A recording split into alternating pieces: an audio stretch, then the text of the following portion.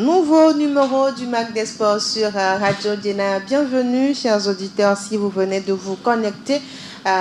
Faites bien de nous rejoindre. Je suis Edwige Apedo et pour ce numéro, nous parlons du championnat de première division de football avec Grégoire Attignon, journaliste à Sport FM. Grégoire, bonjour. Bonjour Edwige, bonjour à tous ceux qui sont branchés sur Radio Dina et à tous les internautes. Voilà. Nous serons également en direct de l'Allemagne pour parler toujours du football togolais avec un compatriote qui est dans le domaine. Le Mag des Sports, c'est parti.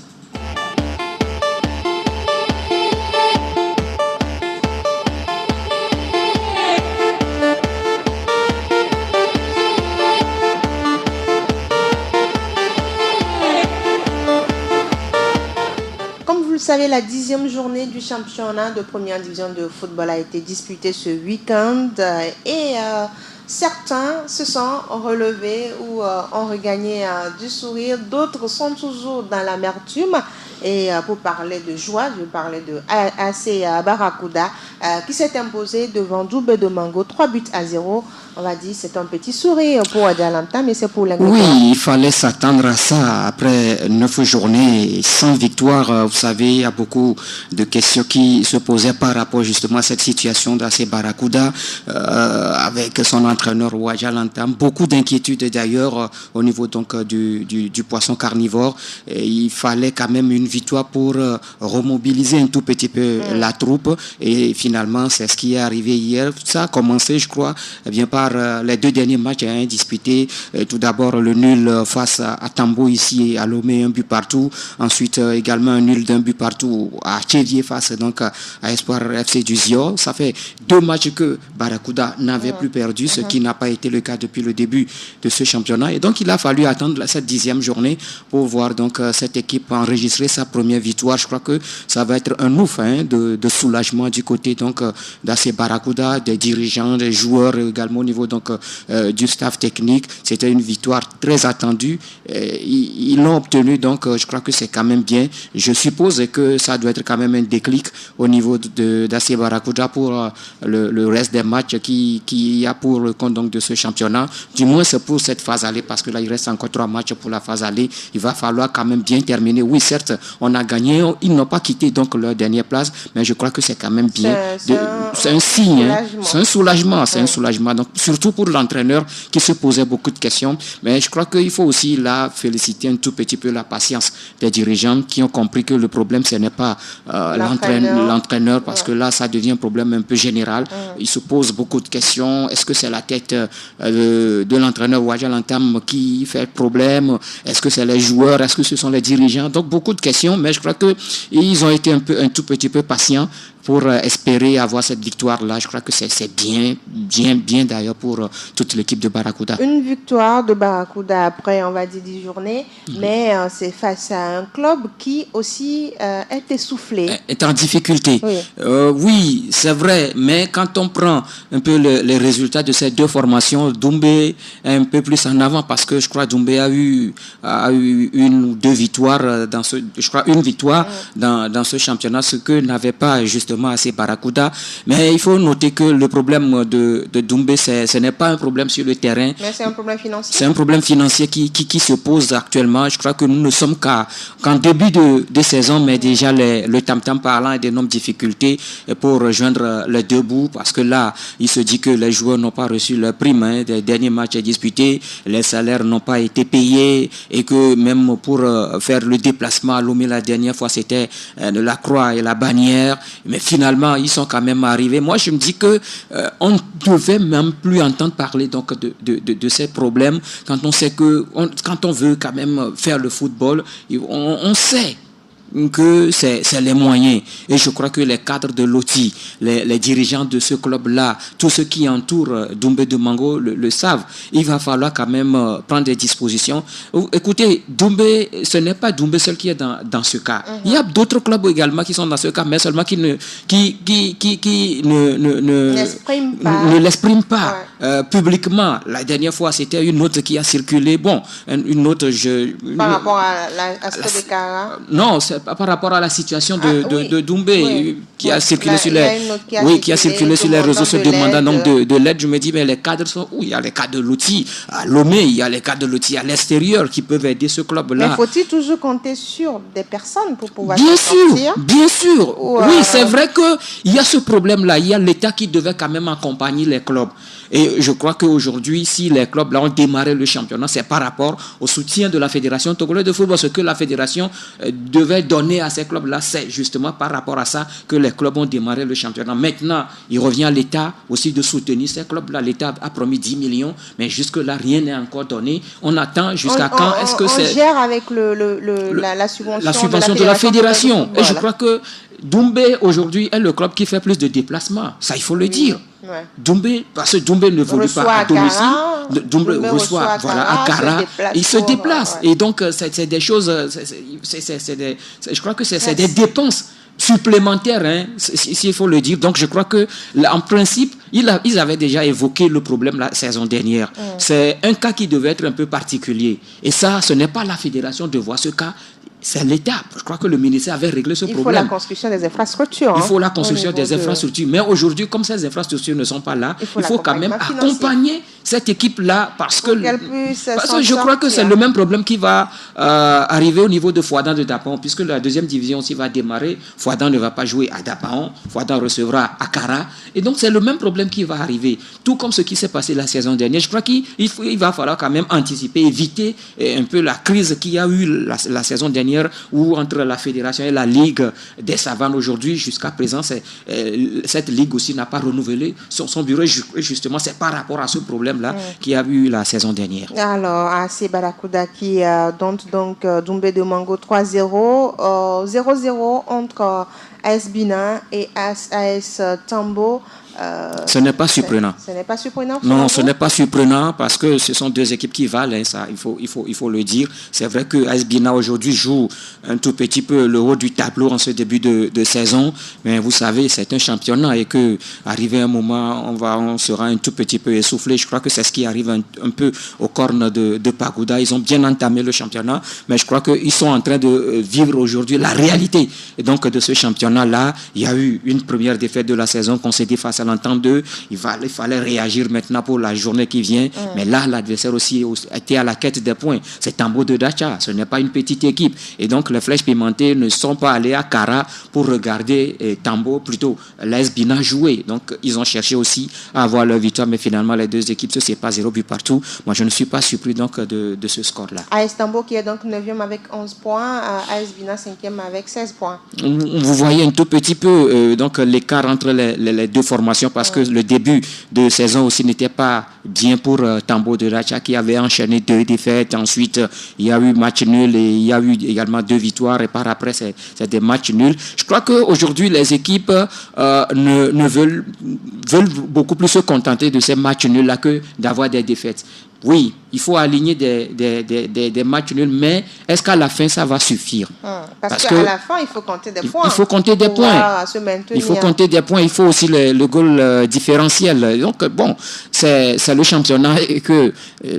Bon, il n'y a pas quand même une loi pour départager les deux formations. Soit vous gagnez ou vous perdez, ou vous arrivez à faire match nul. Donc, c'est un peu là la loi du football. Ouais. Et Tambo et AS Bina se sont séparés dos à dos. Je crois que c'est bien pour ces deux formations. L'autre club en difficulté, c'est le club de Cloto. Je vais parler de Gomido, de Palimé, qui a aligné également un match nul devant Espoir FC de Zia. Un match nul décevant pour Abalo de Sec que je vous propose d'écouter. C'est une déception parce qu'on veut absolument prendre les 3 points.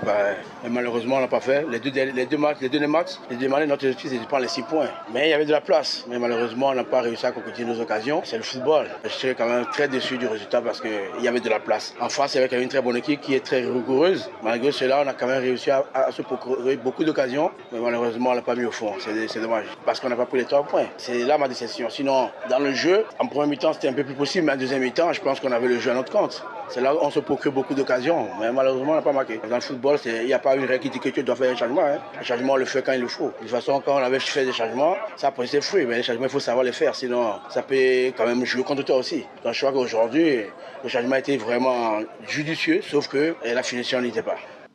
Le problème de Gomido de Palimé, c'est le fait de retrouver les filets, c'est-à-dire il joue bien, mais Il y a marquer, le c'est un problème. manque de réalisme. Ouais. Je crois que, bon, après un début un peu compliqué pour les Showboys, je crois que Gomido est en train de revenir dans ce championnat. Je crois que ça fait un 4e match sans défaite pour le club de Cloto. Je pense que c'est bien pour cette formation. Hier, l'adversaire en face, écoutez, c'est Espoir FC du Zio, un club qui sait beaucoup plus voyager, un club qui a engrangé la majorité de ses points à l'extérieur. Et donc, je me dis que c'était un sérieux client pour Gomido de Palimé hier, et que si aujourd'hui Gomido s'en sort avec un match nul, c'est vrai, l'entraîneur, il a quand même raison de dire que c'est un nul décevant parce que lui voulait quand même avoir une victoire. À domicile, oui, à domicile, mais moi je me dis que il faut quand même se contenter de ce point-là parce que c'est Espoir qui s'est déplacé. Et quand on parle d'Espoir FC du Zé, écoutez, ce n'est pas une petite équipe. Lui-même, il a reconnu une équipe rigoureuse, jouable, qui joue bien également dans tous les compartiments. Si Gomido quand même n'a pas caissé ou bien n'a pas perdu face à cette équipe, je me dis que Gomido doit se frotter les mains. Maintenant, on est à la quête des points. Je comprends pourquoi l'entraîneur dit qu'il voulait forcément avoir une victoire dans ce match. Maintenant, on n'a pas cette victoire-là, mais je crois qu'il faut beaucoup plus se contenter de ce nul et beaucoup plus se projeter sur le match à venir. Dans le classement provisoire, puisqu'en attendant la confirmation de la Fédération togolaise de football, oui. Gomido est 11e avec 10 points. Et quand on prend Espoir est loin, 7e avec 13 points, même si les points ne sont pas... C'est 3 points de différence. 3 points de différence. Nous sommes à la 10e journée. Tout peut arriver. Oui, c'est vrai qu'aujourd'hui, Gomido connaît des difficultés. Je me dis que c'est le début raté, donc début de saison raté de cette équipe qui fait qu'aujourd'hui, elle se retrouve à cette position-là. Mais je me dis que ce n'est pas aussi une position négligeable, d'autant plus que Gomido n'est pas parmi les relégables. Oui, on va lutter justement pour quitter cette zone-là, figurer parmi les meilleurs à la fin de la saison, c'est ça l'objectif. Mais moi, je sais qu'aujourd'hui, Gomido ne va plus jouer le titre parce qu'on a déjà raté avec un début de championnat compliqué, avec un casting qui n'a pas porté comme on le veut. Aujourd'hui, Gomido est toujours à la recherche d'une équipe type parce que l'entraîneur aussi a des difficultés à faire son choix. Il faut faire un choix aujourd'hui, demain c'est un autre choix, juste pour chercher le juste milieu, l'équilibre pour quand même jouer ce championnat. Et je me dis qu'on va beaucoup plus négocier le reste des matchs qui restent pour le compte de cette phase aller, puisqu'il reste 3 journées, il va falloir quand même mieux négocier ces matchs-là afin de beaucoup plus préparer la phase retour. Et pour bien négocier le match, il faut également se déplacer vers Doumbé Domingo qui a été battu lors de cette 10e journée. En difficulté. Gomido va en déplacement à Kara pour croiser Doumbé. Oui, n'oubliez pas que la première victoire de Gomido dans ce championnat, c'était à Kara, face au CDF Aknour. Et donc, pourquoi pas... C'est possible d'enchaîner. Oui, pourquoi pas. Oui, pourquoi pas. Je ne dis pas que Doumbé viendra rester les bras croisés, parce que Doumbé aussi, c'est une équipe qui a dérangé les grandes équipes. Doumbé même a tenu tête à Asco de Kara. Et Doumbé a battu l'Étoile Filante 3-2, mené 2-0. Et donc, je me dis que Doumbé aussi va chercher à quitter cette zone-là, parce que ce n'est pas aussi une zone confortable pour le tam-tam parlant. Le 12e, ce n'est pas trop confortable. Oui, vous voyez, avec Gomido de Palimé, Gomido 11e, et Doumbé 12e, et donc les deux sont côte à côte. Et donc, justement, c'est ça qui va faire que ce match aura un enjeu très intéressant, parce que chaque équipe va chercher à repartir avec les 3 points. Et le coach Abalo de Selodi, lui, il va bien négocier ce match face à Doumbé Domingo. Oui, on ira contre Mango qui a besoin aussi de points. Je crois que ça va être un match compliqué. De toute façon, on ne va plus lâcher les morceaux. On doit aller chercher les 3 points. Ça ne va pas être facile parce que Mango à la maison n'est pas facile à jouer. Mais nous, on n'a plus le choix. Il va falloir aller chercher des points à l'extérieur. Comme ça marche en plus pour nous à l'extérieur. On va essayer de miser beaucoup là-dessus. Et je crois que d'ici la semaine prochaine, on va essayer de galvaniser notre troupe pour qu'ils soient vraiment concernés. Parce que c'est un long voyage aussi. Ça nous fait le 4e, je crois, en 4 matchs. Donc, c'est en 3 semaines. Donc, pour l'organiser, c'est pas facile. C'est pas facile. Mais, comme je le dis souvent, si on ne peut pas gagner, on peut garder les 1 point. Mais on va aller pour aller chercher les 3 points. Abalo Dossé, à l'instant, il le dit, les déplacements, ce n'est pas facile pour les joueurs. C'est un championnat intense, hein, Grégoire.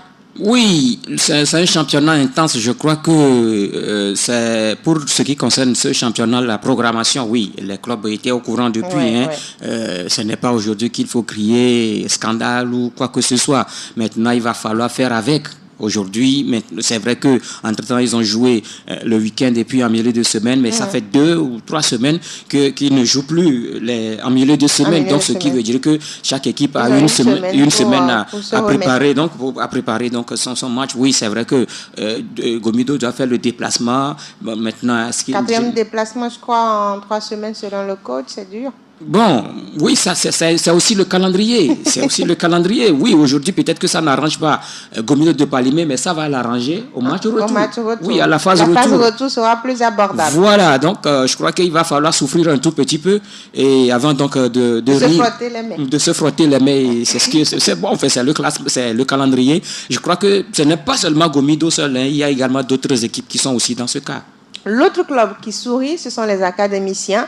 Il s'agit de CDF Akno. Ah oui, ils ont retrouvé le sourire. Ils ont retrouvé le sourire, qui se sont imposés 2-1 face à qui? Face au champion en titre. Le quintuple champion en titre. C'est un peu surprenant parce que là, avant cette rencontre, beaucoup se disaient que le CDF Akno... Et qu'on en avait marché sur les jeunes. Compte tenu donc de leur forme actuelle, surtout que ça ne marche pas, c'est des défaites sur des défaites. À chaque match, le CDF s'en sort avec 3 buts encaissés. Ouais. Et donc, il se dit que ça ne va pas être facile pour les académiciens. Mais ils ont détrompé tout le monde. Ils ont quand même créé la sensation, la surprise en battant Asco de Carès. Ce sont eux qui infligent la première défaite de la saison au Condona. Ouais. Et donc, je crois que c'est bien pour ces enfants-là. Parce que là, je n'aimerais pas justement être à la place de ces jeunes joueurs, aligner plusieurs défaites dans ce championnat, dans la tête, comment ça va se jouer. Mais je crois qu'ils ont quand même des dirigeants qui discutent avec eux, et surtout que ce sont de très jeunes joueurs. Il faut beaucoup plus parler avec eux. C'est des situations qui arrivent, il va falloir leur expliquer cela, et je crois que c'est ce qui a été fait parce que le président, il est toujours là, hein. À chaque fois que les enfants ont match, il est toujours là pour les galvaniser, leur remonter un tout petit peu la morale, et c'est ce qu'ils ont fait hier, surtout après l'égalisation d'Asco de Cara. Je crois que beaucoup de choses vont se passer dans leur tête parce que est-ce qu'on va encore perdre ce match?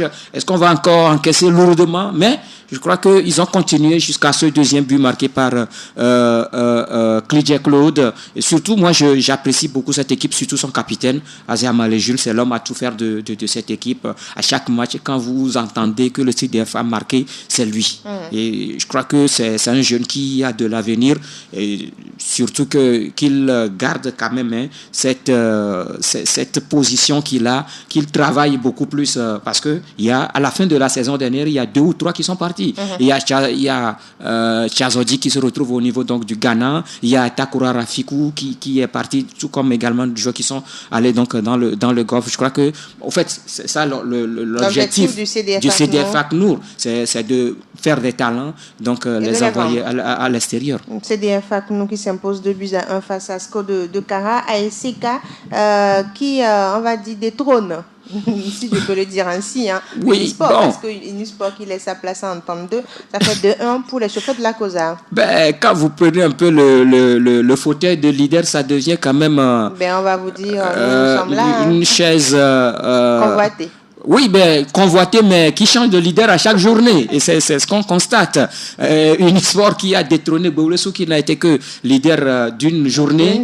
Et Unisport aussi, qui n'a été leader que d'une journée, parce que là, battu par la SK, et qui profite, une défaite donc, qui profite à l'entente de Lomé. Et donc, on revient sur cette victoire de la SK. Il fallait quand même cette victoire après la bêtise commise il y a de cela quelques jours à Lomé, à Bossimé, où on menait 2-0 face à l'étoile filante et on se fait rattraper et puis dépasser par les Bleus dans les derniers instants où l'étoile filante a marqué 3 buts en 8 minutes. Tout a changé en 8 minutes et là c'était quand même des conneries de la part d'un club qui étaient sur le continent. Je crois que l'expérience devait être quand même au-dessus, mais je crois que ils ont fauté et là-bas. Il va falloir réagir. Ils ont su réagir justement face aux leaders. Et écoutez, c'était également dans leur entrain sur le stade à Welu.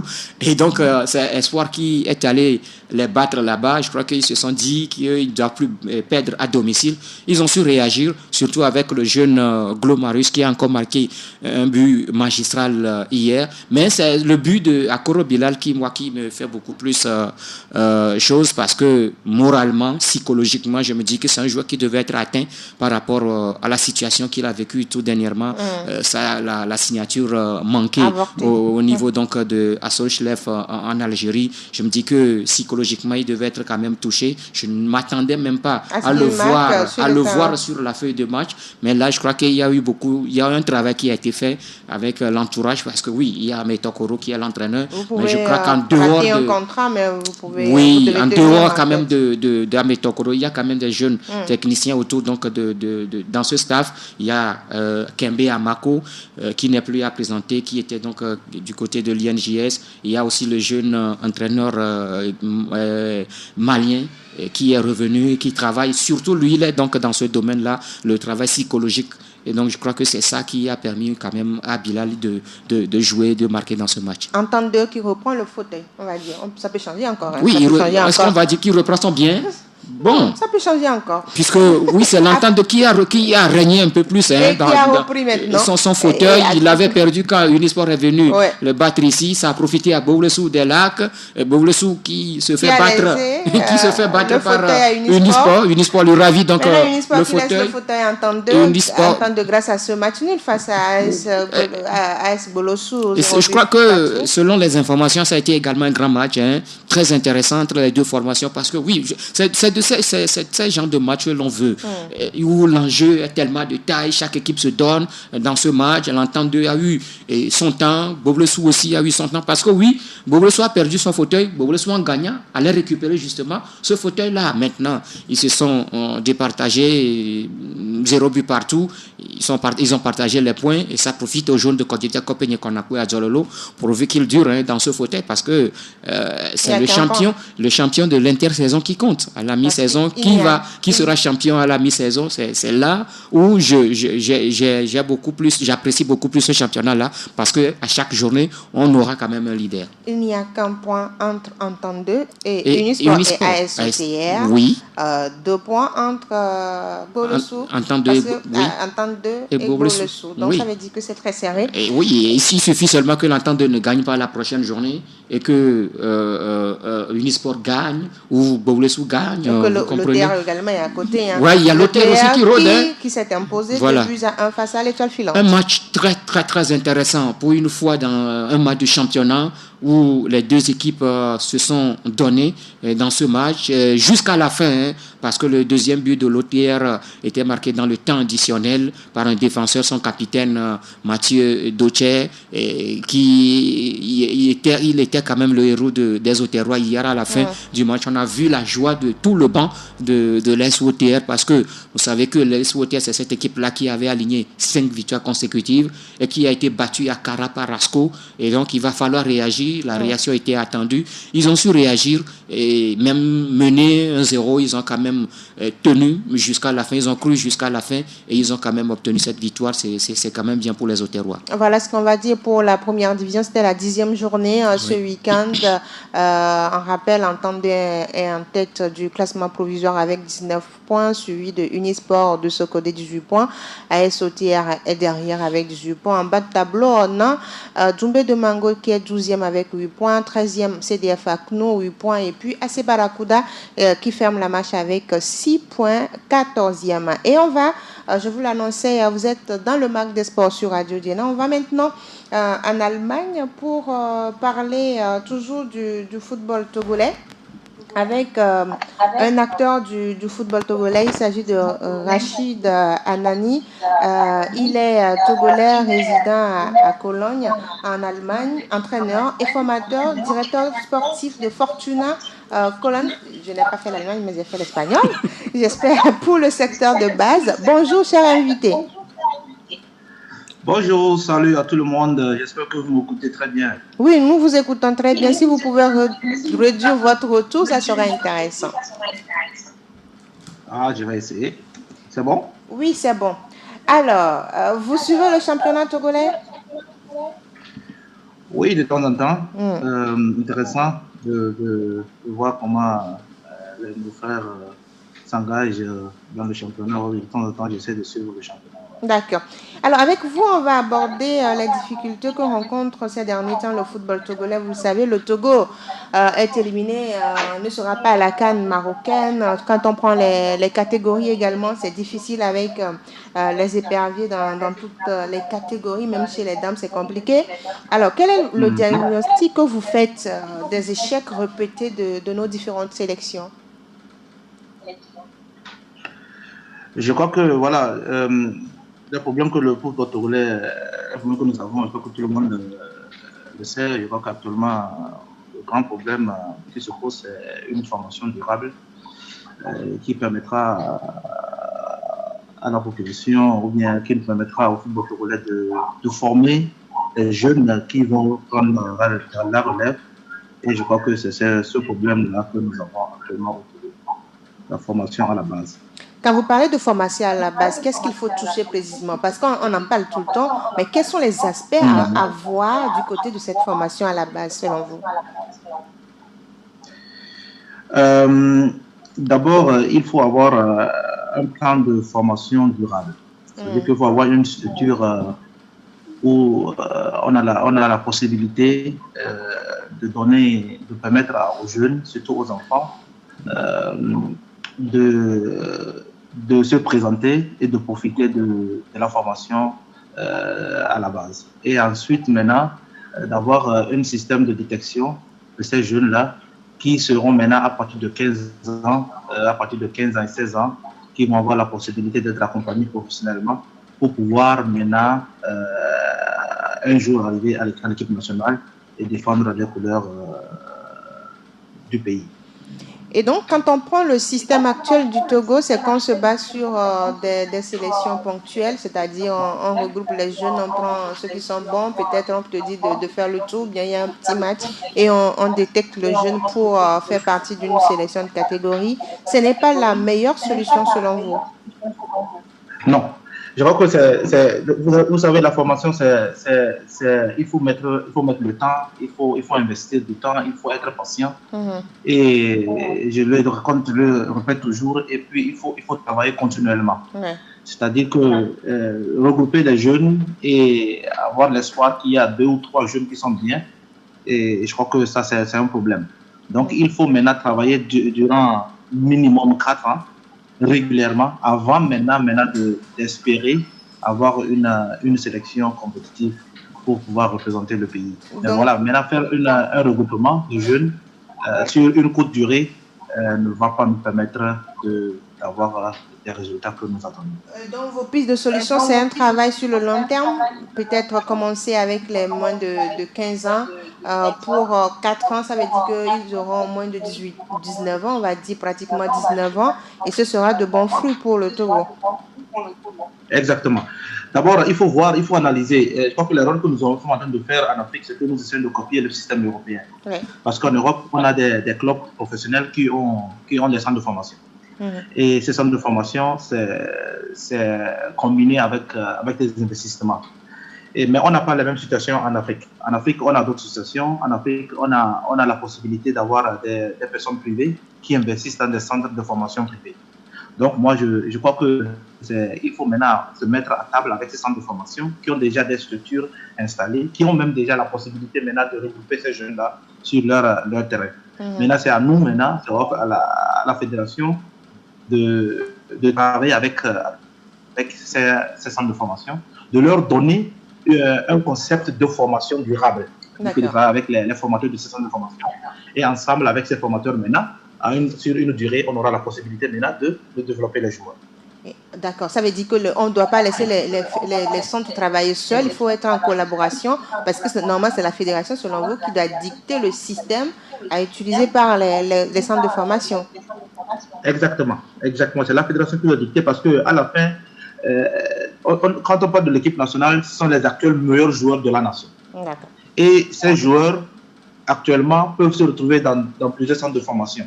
Donc, c'est à la fédération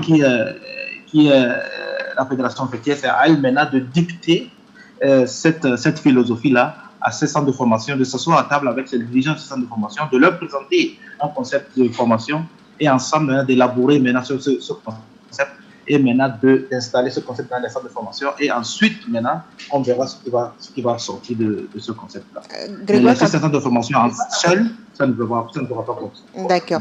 Alors, je rappelle que nous sommes en ligne avec Anani Agoulou Rachid. Il est togolais résident en Allemagne. Il est entraîneur et formateur, directeur sportif de Fortuna. Colin, il faut bien prononcer le nom du club pour moi parce que moi j'ai fait l'espagnol.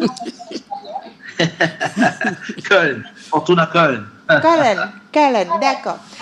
Bon, exactement. En espagnol c'est différent. Donc voilà. Alors, Grégoire Atigno, il le disait tout à l'heure, il faut avoir un système et le système de jeu, la philosophie de jeu doit être mise en place par la fédération et maintenant c'est à la fédération d'aller vers les académies et les centres que le Togo dispose pour pouvoir insuffler cela et que ce soit un travail collaboratif pour sortir de meilleur. Et ça passe forcément par la direction technique nationale parce que quand on parle de la philosophie de jeu, c'est plutôt à la direction technique de déterminer cette philosophie-là. Ce que le Togo doit appliquer désormais et ça doit passer forcément par les centres de formation. Et aujourd'hui, la question qui se pose, quelle collaboration y a-t-il entre la Fédération togolaise de football et les centres de formation? Et puis ces centres de formation-là, comment est-ce qu'on arrive à les détecter? Comment est-ce qu'on arrive à mettre ces centres de formation en place? Voilà, je crois que c'est des choses. Aujourd'hui, on a un nouveau directeur technique national qui, en principe, doit commencer son travail. Et c'est justement par ces rencontres avec les centres de formation et avant de voir quelle philosophie mettre en place. Parce que quand on prend chaque équipe, quand on prend chaque pays aujourd'hui, je sais, ou bien on sait qu'il y a quand même chaque équipe a une identité de jeu. Mais aujourd'hui, quand on prend le Togo n'a pas d'identité parce que... 4-4-2 Non, mais on le mélange.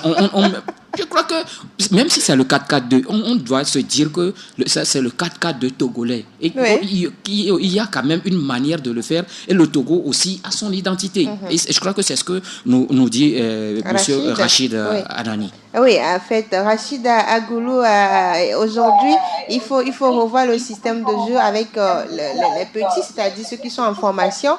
Mais on a des clubs qui travaillent déjà sur le terrain. Il faut également notre travail de ce côté parce que quand on prend les séances d'entraînement des différents clubs, ça laisse à désirer. Vous avez eu la chance de suivre ces séances d'entraînement? Non, pas du tout. Non. Mais bon, je voulais ajouter quelque chose concernant une philosophie de jeu. Je crois qu'il faut séparer la philosophie de jeu et le système de jeu. Oui. Voilà, le système de jeu, moi je parle des principes de jeu. C'est-à-dire qu'il faut définir, la fédération doit définir les principes de jeu sur les 4 phases de jeu. Quand on est en possession du ballon, qu'est-ce qu'on souhaite voir? Quand on perd le ballon, qu'est-ce qu'on souhaite voir? Et quand on récupère le ballon, comment il faut se comporter? Et quand on a en possession du ballon, qu'est-ce qu'il faut faire? Donc, et ça n'a rien à voir avec le système tactique. Je crois qu'on peut avoir les mêmes principes, mais avoir une autre structure sur le terrain. Parce qu'aujourd'hui, quand on prend les équipes, comme vous le dites, quand on prend les équipes du Togo, c'est difficile la récupération de balles, les réactions lorsqu'on perd la balle, le positionnement sur le terrain, même c'est la première partie souvent que le Togo joue bien et la deuxième partie, on n'a plus rien. Et donc, il faut un énorme travail selon vous. Oui, parce que bon, pour cette et aussi d'être entraîneur d'une équipe première ou d'une deuxième division en Afrique parce que ces équipes-là sont obligées de donner des résultats. Et pour donner des résultats, on n'a pas le temps maintenant d'implémenter une idée, une idée de jeu. C'est-à-dire que tout ça doit se faire dès la base où on n'a pas la pression de résultats. Et là, en Afrique, c'est très compliqué. Parce que tu n'as pas besoin de 2-3 matchs avant de prouver. Tu dois donner rapidement des résultats. Et sous la pression, il y a beaucoup de choses qui ne sont pas prises au sérieux. Donc, c'est pourquoi il faut maintenant tourner ce rond-là et retourner derrière et investir avec ces centres de formation à la base et implémenter un système, un ADNA de jeu. Et ça va être répété plusieurs fois dans ces centres de formation. Et après, quand ces enfants arriveront dans les U18, U19, je crois qu'on a une base solide maintenant. Et c'est très facile pour un entraîneur de première ou bien de l'équipe nationale de travailler avec ces joueurs. Parce que c'est difficile de venir en sélection et c'est maintenant, il revient à l'entraîneur d'insuffler des idées aux joueurs et c'est difficile souvent d'avoir des résultats dans ces configurations. C'est difficile, c'est un peu compliqué parce qu'on dit souvent, par exemple, dans l'évolution d'un enfant, un enfant qui prend de l'âge, le taux de concentration de cet enfant se réduit. Oui. C'est-à-dire qu'un enfant de 12 ans est très ouvert pour apprendre beaucoup plus qu'un enfant de 18 ans. Oui. Donc, un entraîneur de première division qui a un jeune qui a 18 ans, 19 ans, bien 20 ans, bon, ce jeune-là, il a d'autres choses dans sa tête. Il n'est pas tellement concentré pour pouvoir apprendre beaucoup de choses. Bien sûr, ils peuvent apprendre, mais il y a beaucoup de choses qu'on ne peut pas les transmettre. Donc, c'est un peu compliqué, c'est un peu difficile. Et je crois qu'il faut qu'on arrête d'avoir la mentalité que voilà, le football, c'est la magie. Le football, ce n'est pas la magie. Le football, c'est le travail. Et quand on travaille, et ça fait maintenant, il faut voir comment faire pour bien travailler. C'est ça le problème actuellement. Agoulou Rachid, quelle est votre actualité actuellement? Actuellement, je suis, comme vous l'avez dit, je suis à Cologne. Actuellement, nous sommes en train de voir comment prolonger les contrats de nos entraîneurs et nous préparons déjà la saison prochaine. Et nous sommes dans une phase très, très, très, très dure actuellement. Et voilà, c'est la situation que nous avons actuellement ici.